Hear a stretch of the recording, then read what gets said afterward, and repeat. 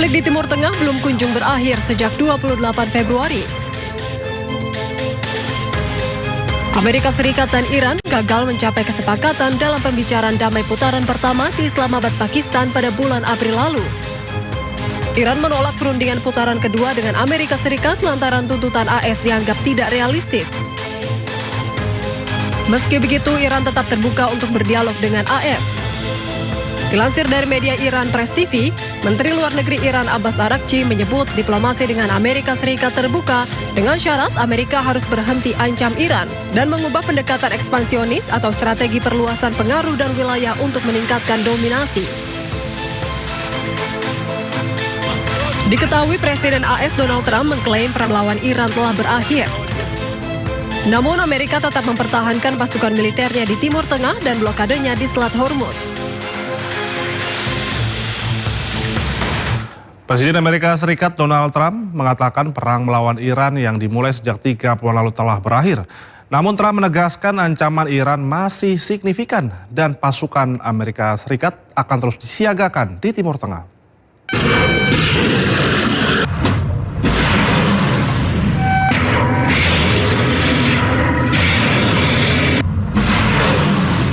Presiden Amerika Serikat Donald Trump mengumumkan kepada Kongres bahwa perang melawan Iran telah berakhir.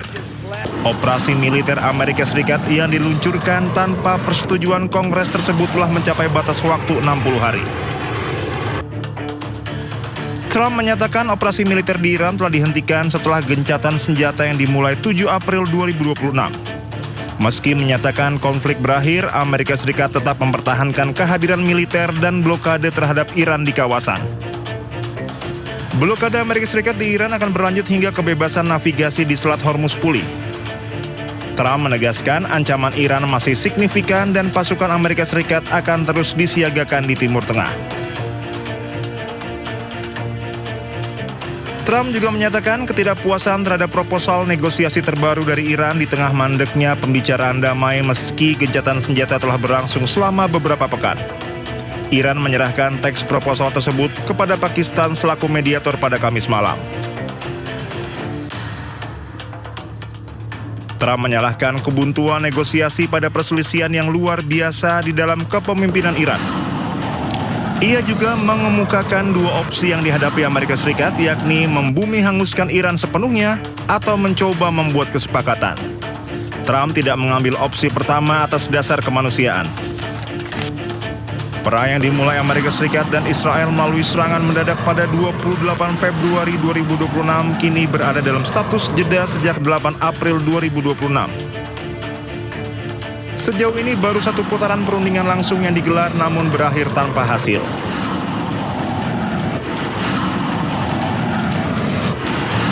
Berdasarkan Undang-Undang Kekuasaan Perang, Presiden Amerika Serikat memiliki waktu 60 hari melancarkan perang tanpa persetujuan Kongres.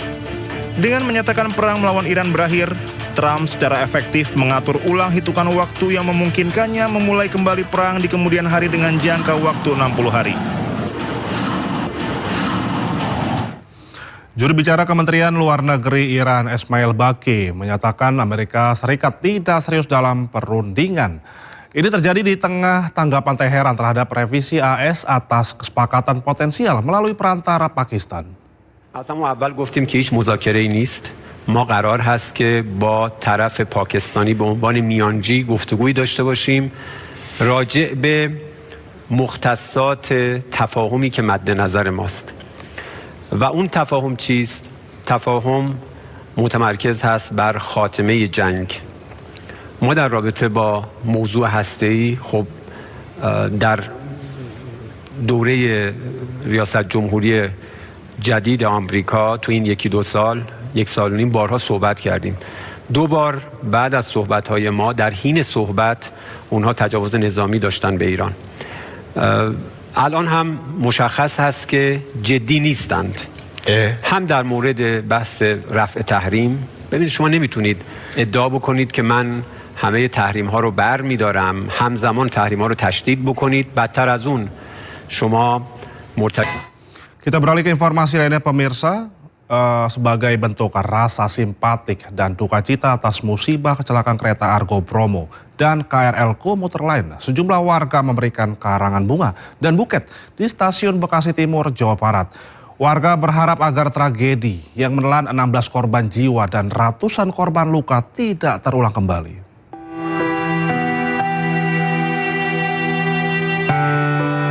Karangan bunga serta taburan bunga terlihat memenuhi sejumlah titik di area stasiun Bekasi Timur, Bekasi, Jawa Barat. Warga yang datang tidak hanya dari sekitar lokasi, namun juga dari berbagai wilayah lain. Mereka sengaja datang untuk menyampaikan rasa duka mendalam serta memanjatkan doa bagi para korban.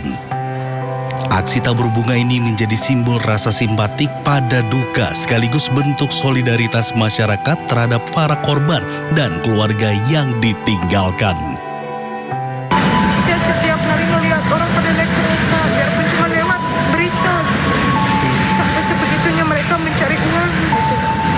Apalagi korbannya wanita semua ya, Bu? Wanita semua, juga pejuang-pejuang rupiah, mencari nafkah. Saya jarang naik kereta, tapi kalau lagi barengan sama mereka sampai astagfirullahaladzim, sampai sebegininya mereka memaksakan untuk sampai di tujuan kerja. Ini sebagai penghargaan buat para korban. Insya Allah Husnul Khotimah, mereka adalah perempuan hebat. Dan terakhir update itu sudah ada 16 orang dan saya berharap itu tidak ada lagi korban-korban selanjutnya. Aksi simpati ini diharapkan dapat menjadi penguat bagi keluarga korban serta pengingat akan pentingnya keselamatan dalam transportasi publik. Dari Bekasi, Jawa Barat, Rahmat Hidayat, iNews melaporkan.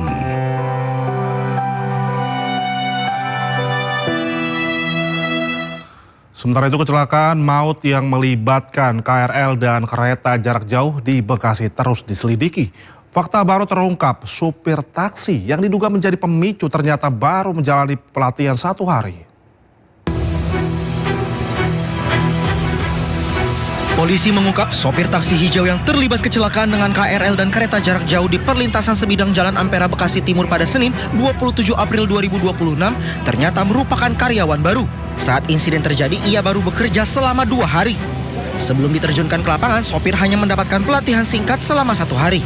Pelatihan itu hanya berupa pengenalan dasar seperti menyalakan mobil, menggunakan lampu, dan fitur sederhana lainnya.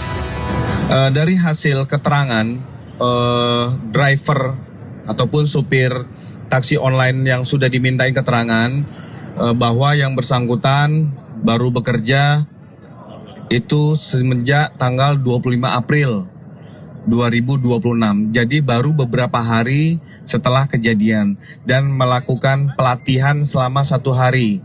Jadi terkait tentang bagaimana mengendarai, cara menghidupkan kendaraan tersebut, ini baru pengenalan dasar itu dilakukan 1 hari. Nah, bagaimana menyalakan, mematikan mobil, serta cara lampu sen, parkir, dan lain-lain. Ini terjadi, ini masih didalami oleh teman-teman penyidik. Kami juga akan nanti update kepada rekan-rekan. Termasuk terkait tentang 7 pemeriksaan 7 orang yang hari ini diperiksa, akan kami update kepada rekan-rekan sekalian. Saat ini kasus kecelakaan telah diambil alih oleh Subdit Kamnek Direktorat Reserse Kriminal Umum dan statusnya naik ke tahap penyidikan. Kecelakaan bermula saat taksi listrik mogok di perlintasan sebidang. Kendaraan kemudian ditabrak KRL yang melintas. Insiden ini memicu rangkaian peristiwa lebih besar di mana KRL ditabrak dari belakang oleh kereta Argo Bromo Anggrek. Akibatnya 16 orang meninggal dan puluhan lainnya luka-luka. Tim Liputan iNews melaporkan.